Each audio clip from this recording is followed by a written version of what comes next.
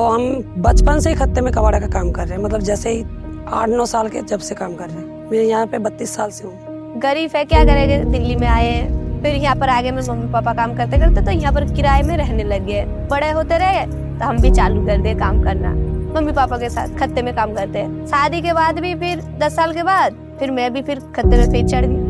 बहुत ठंडे में बहुत परेशानी हो गई, कट जाए पिट जाए बहुत चीज है, और गर्मी में धुआं रहती है, आग जलती है। पहले पानी बहुत दूरों से लाना पड़ता था, कम से कम 2-3 घंटा तो लग जाता था। बाईपास से पानी लाते थे पहले हम लोग। बाईपास में से एक पाइप जाता था, पाइपलाइन, वहाँ से वो पाइप फटा हुआ था, वहाँ से पानी लेके आते थे हम लोग। यहाँ का बहुत परेशानी है। पहले जैसे देखो नाली का परेशानी था, रास्ता भी बहुत खराब था यहाँ का, पानी भी नहीं था यहाँ पर। कहाँ कहाँ भरने जाते थे, टोटी में, दूसरे के बर्मे में, नलका में पानी भरने जाते थे। तो उन लोग ना डंड निकाल कर रख देता था, तो हमारा नहीं लगा है। हम मांगते थे इधर उधर, किसी के यहाँ 2 डिब्बा, किसी का 4 डिब्बा। पैसा कोई एकदम ही नहीं रहता है हाथ में। ऐसा हालत होता है ना, जो कभी चावल भी नहीं रहता है, वो थोड़ा बहुत बिक्री करके फिर आधा 1 किलो मंगा के फिर हम लोग बना के खाते हैं। आप देखेंगे कि ज़्यादातर जो महिलाएं असंगठित क्षेत्र में रहती हैं, वो अगर हम शहरी क्षेत्र की बात कर रहे हैं तो बस्तियों में रहती हैं, इनफॉर्मल सेटलमेंट्स जिसे कहा जाता है। और वहाँ पे उनके पास उनके पक्के कागज़ नहीं होते। और जो सबसे बड़ी तकलीफ या चुनौती होती है उनकी ज़िंदगी में, वो है कि उनको मूलभूत सुविधाएं, जो बेसिक इंफ्रास्ट्रक्चर सर्विसेज है, उसका एक्सेस नहीं होता। कई बार ये होता है कि सरकार की तरफ से उनको पुनर्वास करके ज़मीन मिलता है घर में रहने के लिए, और उस बेसिस पे डेफिनेटली वो एक फॉर्मल सेटलमेंट में रिसाइड करते हैं। लेकिन क्योंकि वहाँ पे सुविधाओं की पहुँच पूरे समय से नहीं आती, इसीलिए उनको इनफॉर्मल सेटलमेंट्स की कैटेगरी में लाया जाता है।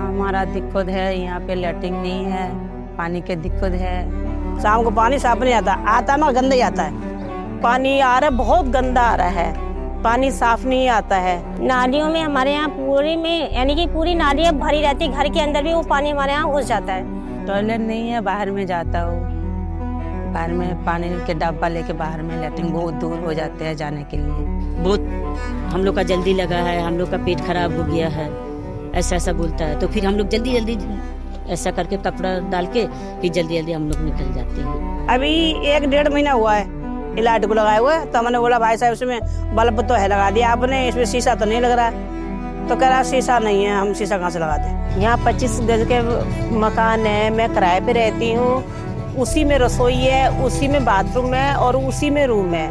आंगन और छत तो हमें मिलती नहीं है। हम लोग का यही बाथरूम है, हम लोग को बहुत तकलीफ होता है, कभी ऐसा करने पड़ता है, कभी ऐसा करने पड़ता है, ये ऐसा जाना पड़ता है, 2-3-4 लाइन लग जाता है। स्ट्रीट लाइट जो है हमारे यहाँ की, घर के सामने हमारी लाइटें बिल्कुल भी नहीं, अंधेरा है। शाम को 6 बजे के बाद में कुछ काम भी नहीं कर सकते, तो हमें बहुत परेशानी आती है। इसके बारे में बात करना जरूरी इसलिए है क्योंकि प्राकृतिक रूप से भी जनसंख्या बढ़ती है, तो पहले इंसान आता है, फिर वो घर बनाता है और फिर सुविधा आती है। इस कारण से उनके रोजगार पे बहुत असर पड़ता है। इंडिया में एग्रीकल्चर वर्क के बाद महिलाएं जो है सबसे ज्यादा होम बेस्ड वर्क में एंगेज्ड हैं, जिन महिलाओं को कहते हैं घर खाता कामकाज। उनका जो घर है वो उनका रहने की जगह है और उनका कार्यस्थल भी है। इसलिए अगर उनके घर में पानी की सुविधा नहीं है तो उनको शायद आधा 1 घंटा लगा के बाहर से पानी लाना होगा। अगर उनके घर में शौचालय नहीं है तो उनको लाइन में लग के शौचालय जाना होगा। और कई बार रात में जो सामूहिक शौचालय होते हैं वो बंद होते हैं।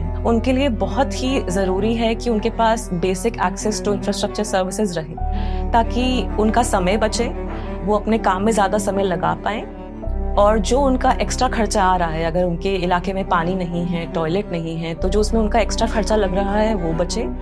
और सबसे खास तौर पे जो अनपेड केयर वर्क में उनके कितने घंटे जाते हैं वो भी बचे। आज के आसपास का खत्ते में अभी सबसे ज्यादा परेशानी है। जो इंसान 500-600 रुपये कमाता था, ये एक आदमी का कमाई था, वहाँ पे बंदा भी आधा कमा रहा है। परेशानी तो काफी है। प्रॉब्लम यही है, देखो बारिश में खत्ते का पानी भी आते हैं, गली का पानी, सब पानी जमा हो जाते हैं, भर जाते हैं रास्ते में, बच्चे सब खेलते हैं उसी पानी में, तो बीमार तो होगा उसी में।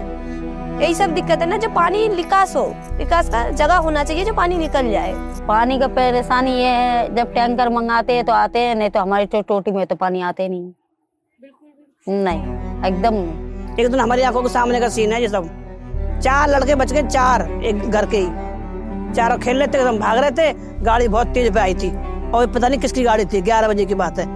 जैसे कि अभी बीच में लाइट बहुत जा रही थी, बहुत परेशानी होती थी, तो जैसे बेटी जा रही है कहीं अकेले में, कोई चीज सौदा मंगा रहे, हम सामान मंगा रहे हैं, तो उसमें भी दिक्कत आती है। अंधेरे में नाली या खड्डा कुछ नहीं नजर आता, और तो और लड़के वगैरह कोई आदमी लोग खड़े होते हैं, वो बच्ची को छेड़ते हैं और डराते हैं, इस वजह से हमें दिक्कत होती है। लाइट भी होना बहुत जरूरी है। बच्चे हमारे बाहर नहीं खेल पाते हैं, अब छोटा सा घर है, लाइट नहीं, अंधेरा है, तो बाहर खेलेंगे कैसे? तो कमरे में हमारे घर में बच्चे वहीं पर ही खेलते रहते हैं, तो काफी परेशानी आ रही है। जो हमारी मूलभूत सुविधाएं उसमें कमियां हैं। बहुत आदमी जाते आते हैं, शर्म लग जाता है, बाहर खुला में तो शर्म तो आने ही लगेगी। अभी देखो पानी के लिए तो सेवा से ममता दीदी हम लोगों को लेके गई थी ऑफिस, सुरेश शर्मा के ऑफिस, वहाँ ले जाके एप्लीकेशन डलवाई है।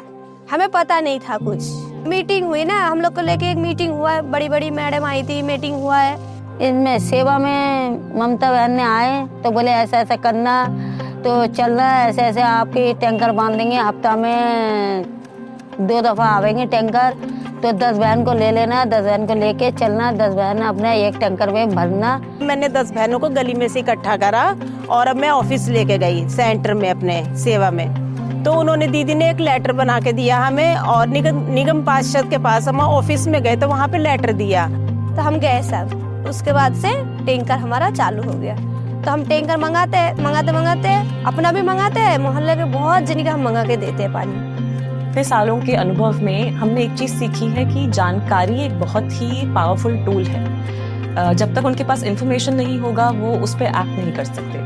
तो हमने खूब सारे मोहल्ला मीटिंग करी, हम बहनों के घर गए, हमने नुक्कड़ नाटक करे, और हमने कोशिश करी कि ना कि सिर्फ महिलाएं बट जो पूरे समुदाय में पुरुष हैं वो भी इसमें हिस्सा लें। नमस्ते, मेरा नाम ममता है और मैं भलसवा डेयरी में संगठन बनाने का काम करती हूँ। हम चाहते हैं कि बहनें खुद से आत्मनिर्भर बने और पूर्ण रोजगार हो, ये हम लोग सेवा का आगे का विजन है। और वो खुद से हेल्थ पे भी अपना, जो बहनें छुपती हैं, बताती नहीं, अपनी प्रॉब्लम फेस नहीं करती हैं, वो आगे फेस बताएं अपनी प्रॉब्लम। खास तौर पे अगर आप भागीदारी की बात करें, लोकल गवर्नेंस डिसीजंस से रिलेटेड, तो महिलाएं सबसे पीछे होती हैं। इसीलिए सेवा के लिए बहुत महत्वपूर्ण है कि हम महिलाओं को इस लड़ाई में सबसे आगे रखें। और अगर हम ज़मीनी अधिकार अभियान बहुत ही अच्छे तरीके से चलाना चाहते हैं तो बहुत ज़रूरी है कि महिलाओं को जानकारी मिले। महिलाएं ही हैं जो सबसे पहले जाके किसी अफसर से बात करें, अपनी पहचान बनाएं और अपने समुदाय में बाकी महिलाओं को, पुरुषों को प्रोत्साहन दें कि उनकी भागीदारी से उनके इलाके में सुविधाएं बेहतरीन तरीके से आ सकती हैं।